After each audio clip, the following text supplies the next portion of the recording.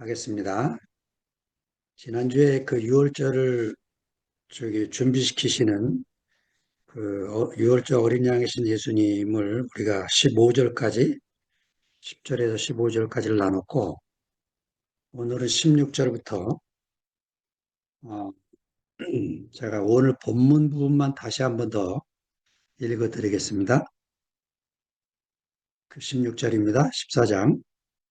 제자들이 나가 성내로 들어가서 예수의 하시던 말씀대로 만나 6월절을 예비하니라. 저물 때 그 12를 데리시고 와서 다 앉아 먹을 때에 예수께서 가라사대 내가 진실로 너희에게 이르노니 너희 중에 한 사람 곧 나와 함께 먹는 자가 나를 팔리라 하신대 저희가 근심하여 하나씩 하나씩 여짜오되 내니까 이르시되 12 중 하나 곧 나와 함께 그릇에 손을 넣는 자니라. 인자는 자기에 대하여 기록된 대로 가거니와 인자를 파는 그 사람에게는 화가 있으리로다. 그 사람은 차라리 나지 아니하였다면 제게 좋을 뻔하였느니라 하시니라. 그 지금 14장 1절 시작할 때부터 6월절 무교절 얘기가 나왔는데 여기 16절에 또 6월절 얘기가 나옵니다. 제자들이 예수님이 시키신 대로 아, 물동이를 이고 가는 남자를 따라갔다가 6월절을 예비하게 되는 그런 광경이 이제 시작이 됩니다. 자, 6월절 식사, 이 파스카라는 그 미사, 캐톨릭 미사의 파스카라고 그러죠. 미사를 이 6월절 식사, 이 역사적인 그 현장으로 한번 마가가 뭘 그려주려고 하는지 조금 이제 연결 한번 해봅시다. 뭐냐면 마가는요, 처음 식사 광경을 어디를 표현하고 있냐면 그 레위가 예수님의 부름을 순종을 하고 자기 친구들을 초대하는 식사 자리에 이 바리새인들이 와가지고는 뭐라고 말을 하냐면 너희 선생은 어떻게 세리와 죄인들과 식사를 하느냐 이렇게 질문을 하죠. 그러니까 예수님 대답이 건강한 자에게는 의원이 쓸 데 없고 병든 자에게라 쓸 데 있다. 내가 죄인을 부르러 왔다 이렇게 말씀하시죠. 그러니까 그 말씀 속에 예수님의 식사는 뭐냐면 세리와 죄인도 참여하는 경계를 허물고 벽을 허무는 그런 식사가 예수님의 식사라는 거죠. 7장에 가면 또 이제 그 거룩과 정결이 중심이 된 바리새인의 식사 전통 이야기가 나옵니다. 그러면서 이제 너희 제자들은 왜 손을 안 씻냐 뭐 이런 싸움이 나오는데 이게 이제 오늘 6월절 식사까지 연결되는 거예요. 그 사이에 이제 급식 이적이 두 번 나오는데 6장에 오병이어가 나오고 8장에 그 칠병 이어는 아니고 물고기 몇 마리 이렇게 됩니다. 그것도 신기해요, 마가가. 어? 그, 뭐야, 물고기를 한둘, 셋 쉴 수가 있잖아요. 근데 안 쉬고 이제 두어 마리 이러는 거예요. 어, 이게 이제 어떤 의도가 있을 것 같죠. 예. 그, 그러니까 예수의 공동체는 밥상 공동체입니다. 같이 먹고 마시면서, 예, 운명을 나누는 그런 밥상 공동체죠. 그러니까 그, 우리 교회 안에서, 어, 지금 마가가요, 6월절 식사하고 최후의 만찬, 이거를 연결해서 지금 기록을 하고 있어요. 그런데 마태나 이 다른 복음서로 가면 이게 이제 연결되어 있는 게 희미해지면서 따로 존재하는 것으로 요한복음 같은 경우는 아예 따로 유월절 식사와 최후의 만찬이 따로 존재하는 것으로 기록을 합니다. 왜냐하면 요한복음 같은 경우는 예수님이 예루살렘을 한 세 번 정도 가셨다 내려오고 가셨다 내려오고 이러니까 각 복음서 저자들이 자기의 목적을 따라서 예수님의 행적을 다르게 기록을 하고 있는 거죠. 그러니까 마가가 그려주는 이 유월절 식사는 사회적 경계선을 넘어서 그 모두가 다 참여하는 용서의 식사, 화해의 식사, 회개의 식사, 이거를 지금 그려주고 있기 때문에 오늘 본문 안에 그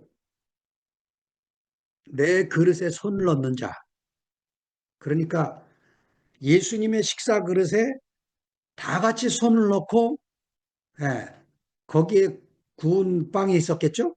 그걸 하나씩 먹거나 뜯어 먹거나 이러면서 이제 함께 즐기는 용서의 식사를 지금 제공하고 있는 모습을 그려주고 있는 거죠. 자, 여러분이 잘 아시는 대로 6월절 식사에는 세 가지가 들어가 있어요. 첫 번째가 뭐죠? 6월절 어린 양고기죠. 어린 양고기를 먹어야 되고, 두 번째는 무교병을 먹게 되죠. 세 번째는 쓴나물을 먹게 됩니다. 자, 고린도전서 5장 7절에 바울이 고린도 형제들에게 편지하면서 6월절, 우리의 6월절 양, 곧 그리스도께서 희생이 되셨느니라. 이렇게 말씀을 하고 있습니다. 그러니까 이미 바울이 복음을 전파할 때 이 6월절 식사하는 이 자리에서 모인 형제들이 그 양고기를 먹으면서 그리스도께서 우리를 위해서 희생이 되셨다는 이 사실을 나누고 있었다는 거죠. 그리고 무교병도 그래요. 그 바로 다음 절 고린도전서 5장 8절에 보면 우리가 명절을 지키되 묵은 누룩으로 하지 말고 오직 순전함과 진실함에 누룩 없는 떡으로 하자. 이렇게 말씀을 합니다. 그러니까 양고기를 먹고 무교병 떡을 나누면서 우리가 누룩이 섞이면 안 된다. 이 얘기를 하면서 누룩 없는 떡, 순전함과 진실함의 떡을 우리가 나누며 살아야 된다. 이런 얘기를 나누면서 6월절 식사를 같이 하게 된 거죠. 이제 다음 주에는 이제 마지막 그 만찬에 대한 얘기가 나올 텐데 이 마지막 만찬에 대한 이야기도 그들이 잔을 나눌 때 아주 독특한 그런 의식이 있었던 것을 그려내고 있습니다.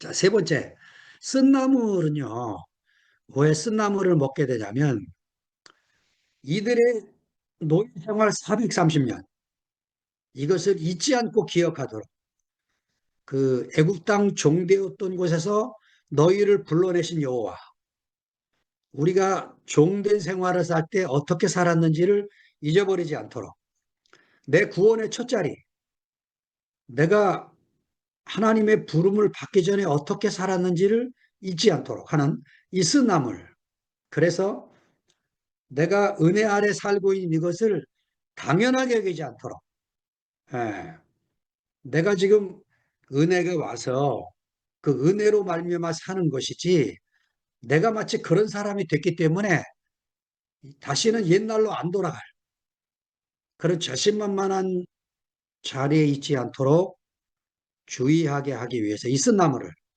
매번 6월절 식사에 먹게 하신 거죠. 이렇게 우리가 교회가 흩어진 자리에서는 이 쓴나물이 너무너무 중요하고 우리가 쓴 것을 먹어야 됩니다. 쓴 것을 먹어서 아무도 자기를 신뢰하는 사람이 없도록 그렇게 오로지 하나님의 은혜를 따라 사는 사람들인 것을 고백하며 사는 일이 중요하다고 여겨집니다. 자, 17, 18절로 넘어갑니다. 저물매 그 12를 데리고 와서 다 앉아 먹을 때 예수께서 가라사대 내가 진실로 너희에게 이르노니 너희 중에 한 사람 곧 나와 함께 먹는 자가 나를 팔리라 하신대. 이야, 그 유월절 식사에 지금 기분 좋게 모여서 음식을 딱 먹으려고 하는데 예수님이 심각한 말 한 마리 탁 던져갖고 지금 분위기가 싸해지는 상황이 지금 전개되고 있습니다. 자, 지금 분위기가 어떻게 흘러갑니까? 먼저 간 제자들과 집주인이 유월절 만찬 준비를 마쳤어요. 시간이 지금 어스름한 저녁이죠. 예수와 열두 제자가 어둠을 틈타서 지금 약속 장소로 모였습니다. 지금 예수님을 잡으려고 당국자들이 지금 찾으니까 어스름한 때를 타서 야음을 타서 들어왔습니다. 자, 이렇게 이제 초대교회들이 모인 거예요. AD 313년 기독교가 공인된 종교로 인정받기 전까지 늘 사람들이 몰래 몰래 모여서 이렇게 만찬을 즐기면서 그리스도를 나누었던 거죠. 자, 여기에 나와 함께 먹는 자가 나를 팔리라. 너희 중에 한 사람 곧 나와 함께 먹는 자. 이게 시편 55편 13, 14절에 이미 예고된 말씀이에요. 그가 곧 너로다. 예수님을 파는 사람이 누냐? 너다. 나의 동료, 나의 동무요, 나의 가까운 친구다. 우리가 같이 재미롭게 의논하며 무리와 함께 하나님의 집안에서 다녔도다. 시편 기자가 이렇게 노래할 정도로 예, 가룟나와 가룟유다와 예수님은 친밀한 관계였고 제자와 스승과의 관계였음에도 불구하고 이런 일이 벌어지고 있는 것을 표현하고 있죠. 나를 팔리라. 예수님은 자신의 운명을 알고 미리 내다보고 있습니다. 자, 그러니까 열두 제자는 아무도 모르고 있는 상태죠. 예수님만 이 사실을 지금 알고 있습니다. 그리고 자신의 죽음에 대한 예고를 세 번이나 8장 31절, 9장 31절, 10장 33절 세 번이나 예수님이 죽을 것을 예고를 하셨어요. 그런데 그 제자 중에 한 사람이 그 일을 하게 될 것을 말씀을 하신 거죠. 자, 지금 마가복음 14장이 어떻게 시작되냐면 옥합을 깬 여인이 기름을 부어서 예수님이 그것을 자신의 죽음을 장사를 예비하는 그것으로 받아들였고 그 다음에 배신한 제자까지 지금 알고 계시는 이런 광경이 지금 14장 안에 실려 있습니다. 자, 우리도 교회 생활하면서 조심해야 되는 게 뭡니까? 주님을 따르면서 영광에 취해서 어리석은 일을 범하는 일이 없도록 물론 십자가를 요한복음만 영광으로 해석을 합니다. 그러나 마테마가 누가는 십자가는 십자가일 뿐이지 영광으로 해석하지 않아요. 자, 그래서 우리가 주님을 따르는 길이 십자가의 길이고 그것 자체가 영광이고 그래서 우리가 무슨 영광된 일을 하고 있는 사람인 것으로 착각하지 않도록 그렇게 경고를 받게 되는 거죠. 자, 바울도 그랬습니다. 디모데후서 4장 16절에 보면 바울이 또 감옥에 갇혀요. 그러니까 1차 감옥에서 편지를 쓴 게 에베소, 빌립보서, 골로새, 빌레몬서, 에빌, 골빌 네 권에 서시는 거. 2차 감옥에 또 갇힙니다. 그래서 디모데전서, 디모데후서, 디도서가 나와요. 자, 디모데전서, 디모데후서는 그 믿음의 아들 디모데에게 보낸 겁니다. 디도서는 이제 다른 형제에게 보낸 거지만, 자, 바울의 마지막 편지, 디모데후서 4장 16절에 바울이 이렇게 말합니다. 내가 처음 변명할 때 나와 함께 하던 자가 하나도 없고 다 나를 버렸으나. 그러니까 우리 감옥이 들락거리니까 제자들이 지친 거예요. 어? 그냥 어느 도시를 가면 어느 설교자가 농담으로 그렇게 말하더라고. 바, 자기는 이렇게 설교하러 가면은 여기 호텔이 어디죠? 이렇게 묻는데 바울은 어느 도시에 가면 여기 감옥이 어딥니까? 이렇게 묻는다는 거예요. 아, 감옥을 들락거리니까 젊은 형제들이 견딜 수가 없죠, 같이. 그래서 이제 바울 말년에는 바울을 버리고 떠나는 젊은 사람들이 있고 그 명단이 디모데후서 4장 10절에 나와요. 그 앞절에. 예, 대만은 이 세상을 사랑하여 나를 버리고 데살로니가로 갔고 아주 슬픈 명단들입니다. 정말. 그 다음에 그레스게는 갈라디아로 갔고 디도는 달마디아로 갔고 그러니까 이제 이런 일은 없어야겠지만 우리에게 적용을 하면 이런 겁니다. 그 성도가 편지를 쓰는데 이렇게 쓰는 거예요. 저한테 형님 그 미아는 나를 버리고 세상으로 갔습니다. 뭐 그럴 일은 없겠지만 이렇게 바울의 이 슬픈 편지 정말 이 데마 그레스게 디도 우리 에바브라 디도가 아닌 다른 디도입니다. 골로새서 지금 순태경님 말씀하시는 그 디도가 아닌 다른 디도를 말하는데 그, 그 구절이 이제 우리의 감동을 주는 거죠. 누가만 나와 함께 있느니라.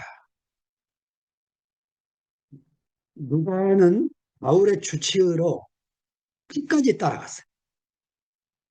아마 바울의 죽음을 유일하게 목격한 사람일지 몰라요.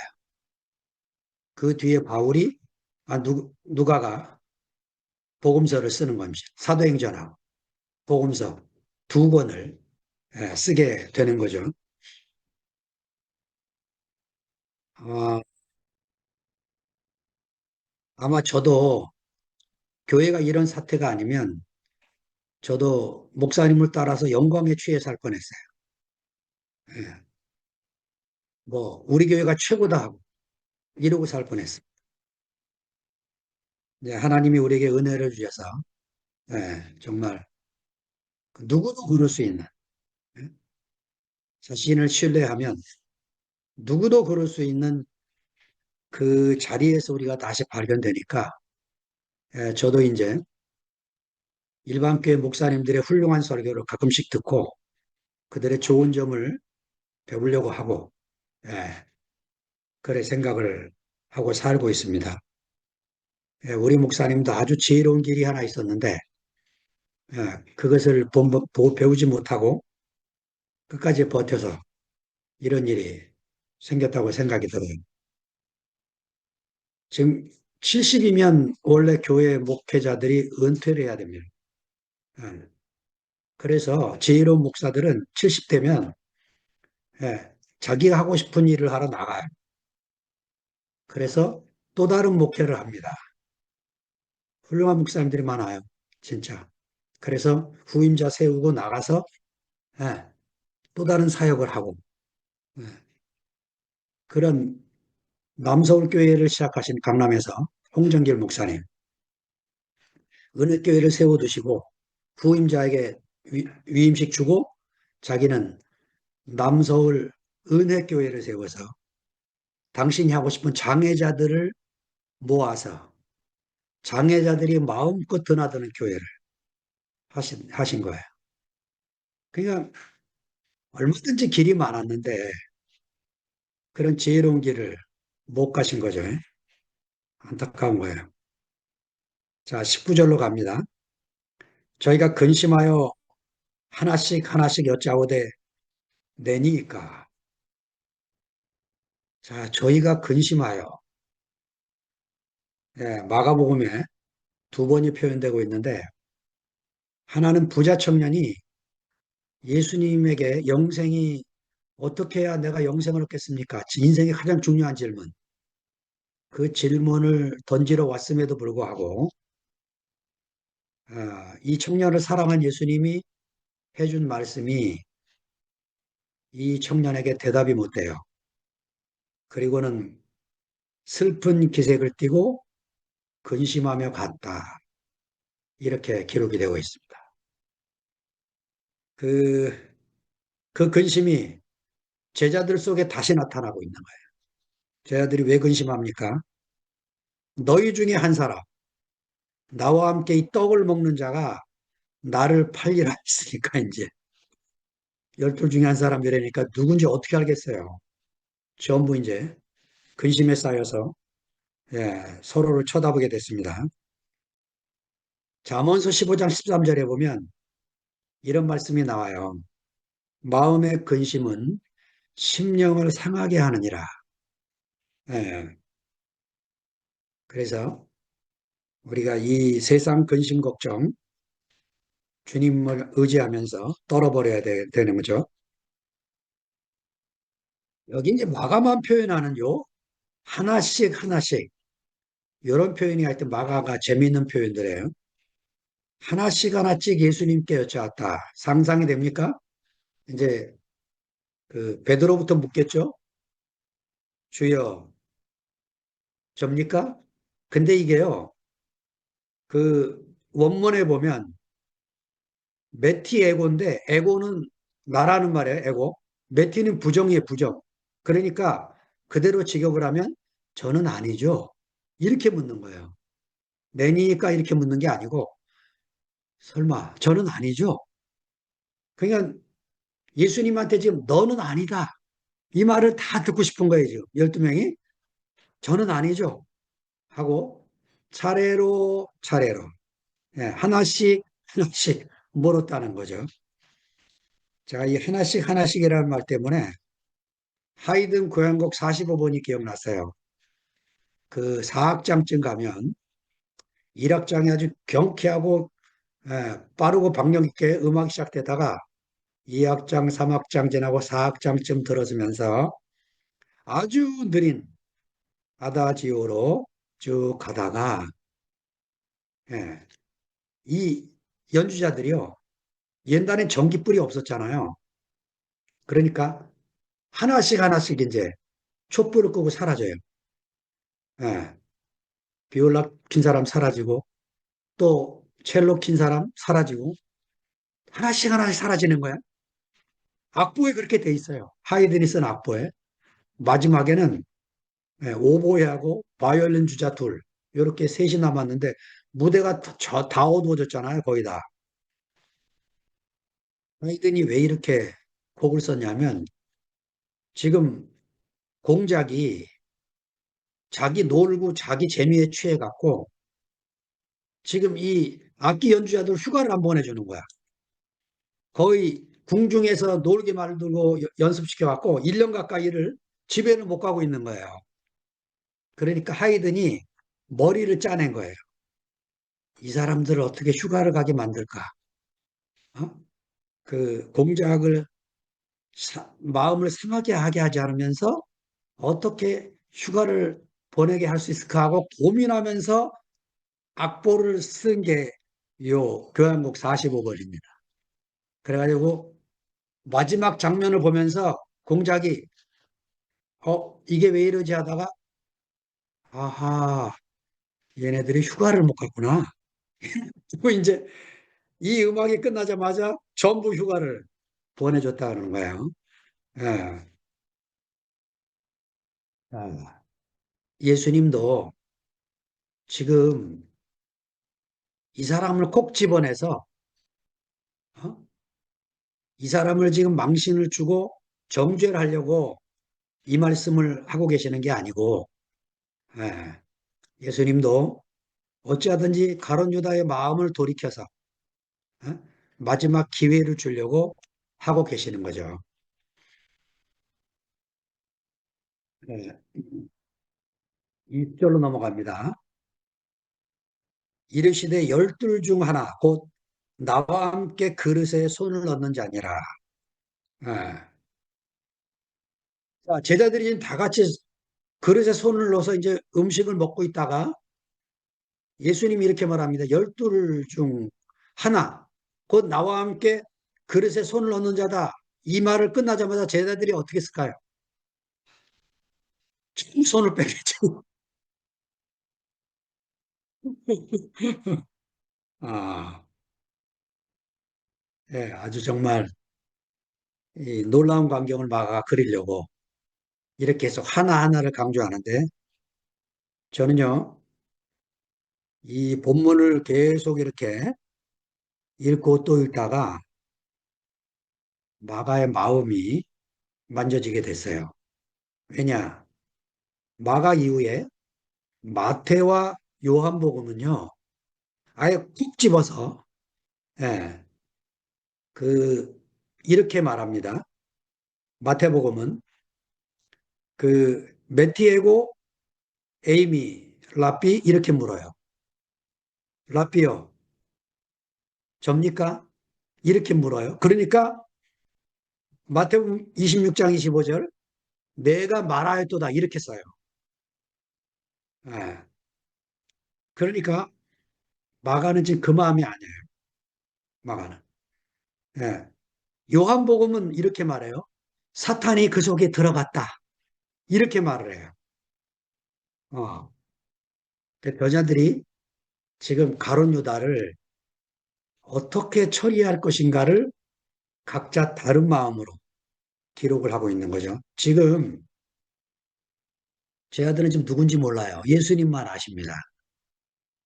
마가복음 14장 시작이 그 이름 모를 무명의 여인이 옥합을 깨서 예, 문둥이 시몬의 집이 향기로 가득 찬 광경을 그려주고 난 다음에 그 잔치하고 있는 그 시간에 간유다는 몰래 지금 당국자들을 만나서 예수를 넘겨줄 흥정을 지금 하고 있는 거고, 그리고 시간이 지난 다음에 제자들이 모여서, 열둘이 모여서, 지금 11제자면 더 좋을 뻔했는데, 열둘이 다 모였어요. 가룟유다까지.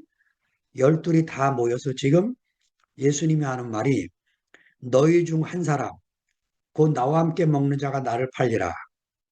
이 한 사람이라는 말이 지금 계속 두 번 나오는데, 세 번이나 나오거든요.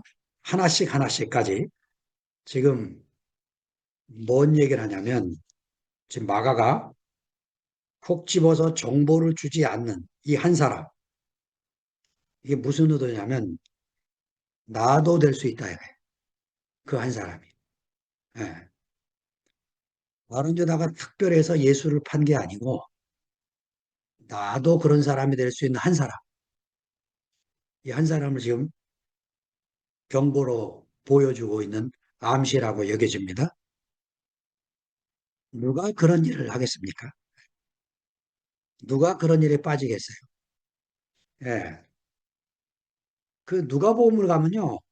아주 또 재미있게 누가는 기록을 해요. 뭐냐면 이렇게 예수님이 말해요. 인자는 이미 작정되는 대로 가거니와 그를 파는 그 사람에게는 화가 있으리로다 하시니 그 다음 절에 저희가 서로 묻되 우리 중에서 이 일을 행할 자가 누구일까? 이렇게 하더라. 그러면서 다른 분위기로 넘어가면서 예, 베드로에 대해서 책망하는 거로 연결해요. 시몬아 시몬아 보라 사탄이 밀가루 타려고 너희를 청구하였으나 그러나 내가 너희를 위하여 내 믿음이 떨어지지 않기를 기도하였노니 너는 돌이킨 후에 내 형제를 굳게 하라. 베드로가 저가 말해 주여 내가 주와 함께 오게라도 죽는데도 가기를 준비하였나이다. 가라사대 베드로야 내가 내게 말하오니 오늘 다굴기 전에 내가 세 번 나를 모른다고 부인하리라 하시니라. 그러니까 이 유월절 식사를 누가는 예, 베드로의 사건하고 연결을 시켜요. 유다의 사건으로 연결을 안 하고. 그러니까 마가는 지금 어떤 마음이냐면 누구든지 그 유다가 간 길하고 예수의 길의 대조가 뭡니까? 그 유다가 간 길은 이 지상의 나라예요. 이 지상의 나라. 열두 제자들이 사도행전 1장에 보니까 승천하시는 예수님을 바라보면서 주여 이스라엘 나라가 언제 회복됩니까? 이스라엘 나라를 물어요. 그런데 예수님의 길은 하나님의 나라를 말씀하신 거예요. 그러니까 이 지상나라, 교회 이런 게 아니고 하나님 나라예요. 자, 우리가 그동안 대국교회 자체를 하나님의 나라로 생각을 했어요. 그건 아닙니다. 예, 교회는 하나님 나라의 부분 집합이라 그랬죠. 예, 교회 안에는 떨어져 나갈 것들이 많습니다. 레위기서에 보면 그 노력을 절대 넣지 말라고 말씀하였음에도 불구하고 예, 그 소재, 번제 말고 소재를 그 드릴 때 누룩을 넣어도 된다고 말씀하셨어요. 그 두 덩이의 떡을 하나님께 안식일에 바치는데 이 두 덩이의 떡에 누룩을 넣어도 된다고 말이죠. 그러니까 이게 오순절에 그 교회가 탄생을 했을 때 그 50일째 하나님께 드려지는 소재는 누룩을 넣어도 된다는 말은 이 땅의 교회는 어쩔 수 없이 누룩이 끼는 거죠. 그래서 우리가 늘 그 자신을 성찰하고 경성하면서 나는 누룩이 껴있지 않나. 이렇게 늘 그 살펴야 될 말씀을 지금 복음서에서 주고 있는 거라고 여겨집니다. 예, 21절 마지막 절을 봅니다. 인자는 자기에게 대하여 기록된 대로 가거니와 인자를 파는 그 사람에게는 화가 있으리로다. 그 사람은 차라리 나지 아니하였다면 제게 좋을 뻔하였느니라 하시니라. 자, 그 인자의 운명은 성서 곳곳에 기록되어 있죠. 스가랴서 13장 7절에 보면 목자를 치면 양이 흩어지리라. 이렇게 말씀을 합니다. 시편 41편 9절에 보면 나의 신뢰하는 바 내 떡을 먹던 나의 친구도 나를 대적하여 그 발꿈치를 들었습니다. 예. 이사야 53장은 우리가 잘 아는 대로 이렇게 시작을 합니다. 우리의 전한 것을 누가 믿었느냐? 여호와의 팔이 네게 나타났느냐? 그는 주 앞에서 자라나기를 연한 순 같고 마른 땅에서 나온 줄기 같아서 고운 모양도 없고 품체도 없은즉 우리 보기에 흠모할 만한 아름다운 것이 없도다. 그는 멸시를 받아서 사람에게 실어 버린 바 되었으며 간고를 많이 겪었으며 질고를 아는 자라. 마치 사람들에게 얼굴을 가리우고 보지 않음을 받는 자 같아서 멸시를 당하였고 우리도 그를 귀히 여기지 아니하였도다. 저는 그런 생각을 해요. 진광이를 통해서 현정이 엄마가 구원이 됐지만 육신 안에서는 해결할 길이 없어요. 그러니까 그 다시 진광이가 살아 돌아올지라도 우리가 형제를 육체로 대하면 그리스도를 알아볼 길이 없습니다. 그러니까 그 교회 안에서 아주 시시하게 보이는 형제들, 가끔 이열래 목사님이 그 간증 안 하는 형제들에 대해서 이렇게 말씀하신 적 있어요. 몇 번을 하셨는데, 아이고, 간증 한마디도 안 하는 형제들을 보면 그래도 교회를 나오는 거 보면 신기하다고 어떤 마음으로 교회를 나오는지 답답히 얘기하셨어요.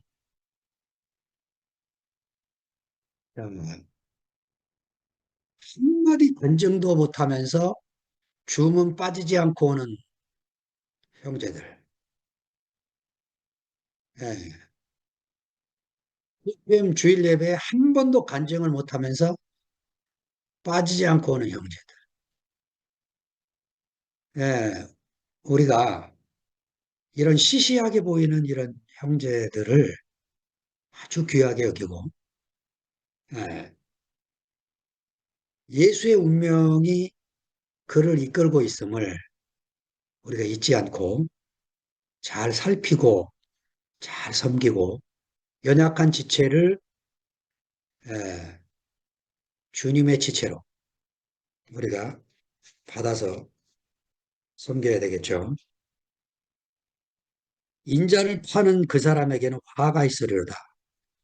예, 마가복음 13장 17절에도 우아이 화가 있을지로다.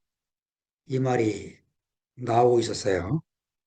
자, 도대체 어, 인자를 판다는 말이 뭡니까? 어? 우린 다시는 예수를 팔 수 있는 기회가 없어요. 예, 육체로 살다 가신 예수님이 이미 가셨고 이게 지금 무슨 말일까요? 이런 말이죠. 자기 운명을 팔아버리는 사람. 자기 운명을 팔아버리면 어떻게 됩니까? 예, 디디고 설 자리가 없는 거죠. 디디고 설 자리가. 자기가 설 디딤돌을 없애버린 사람. 자기가 설 발등상을 없애버린 사람. 예, 그런 사람이 마지막으로 토해내는 하소연이 뭡니까? 나는 어디로 가야 하나? 이런 사람들이 한강 다리에서 떨어지는 거야. 예, 그, 우아이, 화가 있으리로다. 예, 성경에 이렇게 기록돼 있기 때문에 우리가 말씀을 읽고 들을 때마다 남에게 적용하면 안 되고, 예, 나에게 적용해야 돼. 예, 저도 대국교회 와서조차 제 운명을 팔아버린 그런 사람이었었습니다. 그래서 그 제가 아차하는 순간, 예, 제가 교만에 빠져서 가룟 유다의 자리에 갈 수 있는 사람임을 저도 인정하게 됐어요. 예수님이 차라리 나지 아니하였으면 좋을 뻔하다. 어느 누구에게도 이런 말씀을 하신 적이 없으신 예수님이 가룟 유다에게서만 이 말씀을 하고 계시는 거죠. 자, 마가복음 안에 이런 비슷한 의미의 맥락이 말씀이 하나 있어요. 3장 28절 29절에 보니까 사람의 모든 죄와 회방은 사하심을 얻되 누구든지 성령을 회방하는 죄는 사하심을 영원히 얻지 못하리라. 이렇게 말씀하고 있습니다. 자, 우리는 육신의 예수는 회방할 수 없는 사람들이지만 또 다른 보혜 살아오신 예수님을 회방할 수 있는 그런 사람의 자리에 있다는 것을 우리가 잊으면 안 되는 거죠.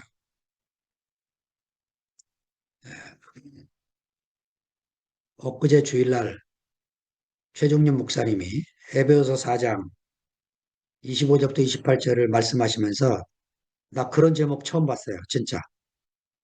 지금까지 신앙생활 뭐 한 50년 넘게 한 사람인데 아니 무슨 설교 제목이 짧게 화내기 이런 설교가 어디 있어요? 제가 오늘 또 들었어요. 얼마나 재밌는지. 하여튼 최종림 목사님이요. 처음엔 저도 그 경상도 그 억양에 아주 그 적응을 못했는데, 야, 지난 엊그제 주일날요. 탁월한 생담 설교 내가 정말 감동을 받았어요. 예. 상담 설교에 있어서는 우리 최종림 목사님을 따라갈 사람이 없어요. 그 어법이 놀라워요, 진짜. 야, 그 차근차근 그 사람 앉아서 말씀하시듯이 그렇게 이어가는 마지막 이야기는 무슨 동화 얘기하는 줄 알았어요. 아, 얼마나 재밌고 구수한 얘기를 하시는지. 예. 그러니까 예수님도 이런 저주와 같은 이야기를 육신 안에 계실 때 말씀하신 거예요. 보혜사 성령으로 오시면 어떻게 말씀하실까요? 예, 베드로에게 하셨듯이 하셨겠죠. 네. 부활한 주님이 보혜사로 다시 오셔서 베드로에 찾아가서 무슨 말을 합니까? 예, 요한의 아들 시몬아, 네가 이 사람들보다 아직도 나를 더 사랑하느냐? 얼마나 따뜻하고 정겨운 말입니까? 그러나 베드로는 또 얼마나 그게 무서운 말로 들렸겠습니까? 할 말이 없는 베드로. 뭐라고 말합니까? 예, 내 마음을 어? 나보다도 당신이 더 잘 아십니다. 어, 예수님이 세 번째 예수님도 직구져요. 한 번만 물으면 될까? 세 번을 계속 물으면서 내 양을 먹이라, 내 양을 치라. 이렇게 말씀을 하시는 거죠. 가룟 유다가 죽지 않고 살아 있었다면 보혜사 예수님이 가룟 유다에게 뭐라고 말씀하셨을까요? 어? 뭐라고 말씀하셨을까요? 저는 이렇게 했을 것 같아요. 유다야, 그 돈 갖고 뭐 하려고 했니? 너는 돈이 왜 필요하니? 이렇게 물었을 것 같아요. 유다는 지상의 나라를 세우는데 돈이 꼭 필요했습니다. 그런데 하나님의 나라를 세우는 데는 돈이 필요 없어요. 예수의 운명만 필요하지 하나님 나라 세우는데 무슨 돈이 필요합니까? 예, 예. 우리가 사실은 그 유다만 속는 게 아니고 누구든지 속을 수 있는 자리에 있게 됐죠. 저도 그래서 목사의 자리에서 떠나서 여러분과 함께 이렇게 설게 된 거죠. 제가 목사의 길을 걸어보니까 예수를 팔아먹기 딱 좋은 자리예요. 그래서 홍성에서 저를 보고 목사라고 부른 분은 한 분도 없습니다. 오빠, 형님 뭐 이러지 여러분만 저를 목사라고 불러요. 여러분. 뭐 이해돼요. 뭐 만나서 이렇게 친밀한 관계가 안 되노니까 뭐 이해는 되는데 우리 미화부터 이번 겨울 집회 만나면 오빠하고 악수를 내밀어 주시길 바랍니다. 그 예, 많은 목회자들이 하나님의 나라를 생각 안 하고 지상 나라를 생각하면서 목회를 해요. 교회를 어떻게 키울까? 어떻게 멋진 성전을 하나 지을까? 아이고, 우리 목사님도 글쎄 말년에 제가 목사님의 전화를 한 두세 번 받았는데 마지막 전화가 이거였어요. 내가 제가 일산에 있을 때입니다. 어디 저쪽 그 서울의 한 군데 멋진 건물이 하나 있다고 그래서 거기를 가려고 하는데 일산에서 혹시 내가 잘 자리가 있냐? 이렇게 묻더라고요. 저는 그때 형제들하고 뭐 예배당 칸막이 갖고 서로 막 엉켜 사는 생활에서 건강이 나쁘신 목사님을 어디 주무실 곳이 없어 갖고 아이고 목사님 편하게 쉴 곳이 없어 어떡하죠? 그랬더니 목사님이 알았다 하고 전화 끊었어요. 그리고는 목사님 마음이 만져졌어요. 아이고 그 시기에 목사 둘이 교회를 왔는데 저하고 이영일 형님이에요. 이영일 형님 집에는 두 번이나 주무셨는데 저희 집에는 한 번도 못 오셨거든. 그래서 건물도 볼 겸 하룻밤 자고 가면 용성 형제가 섭섭하지 않게 생각하겠지 하고 그런 전화를 한 거를 제가 캐치를 못한 거예요. 그 목사님 마음을. 아이고 얼마나 그 뒤에 후회하고 아쉬웠는지. 근데 지금쯤 이제, 아이고, 왜 우리 목사님 그렇게 멋진 교회당을 지으려고 했을까? 어? 정말 아쉬워요, 아쉬워. 그, 우리 같이 소박한 복음을 전하고 있는 이 교회는 소박한 예배당을 한 300명 들어가면 딱 맞는, 어? 그런 예배당 치면 얼마나 좋았을까? 예. 그러니까 그 목사의 길을 계속 가면 결국은 이제 그래 되는 것을 보니까, 예, 여러분이 저를 구원해 줬어요. 예, 저는 이 교회 안에서 정말 여러분과 함께 형제로 살게 된 게 이렇게 감사할 수가 없습니다. 뭐 교회를 키워야 될 일도 없고 우리가 교회를 만들어야 될 이유도 없고 우리의 초점은 하나님의 나라지 예배당이 아닙니다. 건물 없어도 돼요. 집에서 모이다가 어느 날 사람 많아지면 건물 작은 거 하나 없고 저희 홍성에도 잘 모여야 10명이라서 건물 하나 월 30만 원씩 주고 33만 원 주고 몇 년째 지금 10년 가까이. 예, 청소 안 해도 되고 예, 관리 안 해도 되고 모이고 있습니다. 그러니까 하여튼 그 하나님의 나라가 초점입니다. 교회가 초점이 아니고 하나님의 나라, 예, 천국, 하늘 이게 초점입니다. 그래서 우리가 끝까지 주님을 놓치지 않고 마지막 경주까지 잘 할 수 있는 저와 여러분이 되기를 원합니다. 주님을 찬양합니다.